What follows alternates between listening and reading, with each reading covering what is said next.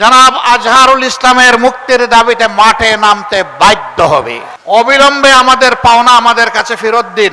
মিথ্যা মামলায় যত নেতৃবৃন্দকে আটক করা হয়েছিল একে একে সকলেই মুক্তি পেয়েছেন, কিন্তু আমাদের কলিজার টুকরা বাংলাদেশ জামাতে ইসলামের তৎকালীন ভারপ্রাপ্ত সেক্রেটারি জেনারেল জনাব এটিএম আজহারুল ইসলাম এখনো মুক্তি পাননি।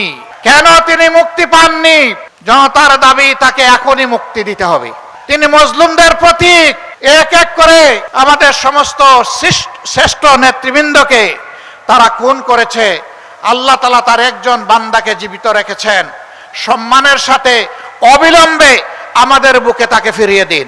যদি গড়িমসি করা হয়, বাংলাদেশ জামাতে ইসলামী জনসম্পৃক্ত ন্যায্য দাবি সহ জনাব আজহারুল ইসলামের মুক্তির দাবিতে মাঠে নামতে বাধ্য হবে। বাংলাদেশের মানুষ মঈন ফখরুদ্দিনের দুঃশাসনের 2 বছর, পরবর্তী শেখ হাসিনার ফ্যাসিজমের 15.5 বছর, এই 17.5 বছর ভীষণ কষ্ট এবং যাতনার মধ্যে ছিল।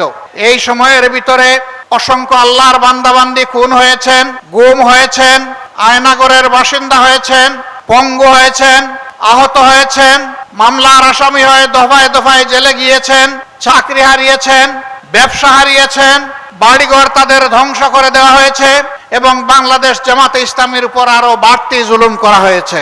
এক এক করে আমাদের 11 জন শীর্ষ নেতাকে জেলের ভিতরে হত্যা করা হয়েছে। বিচারের নামে তামসা করে কাউকে দেওয়া হয়েছে ফাঁসি, কাউকে ঠেলে দেওয়া হয়েছে মৃত্যুর দিকে।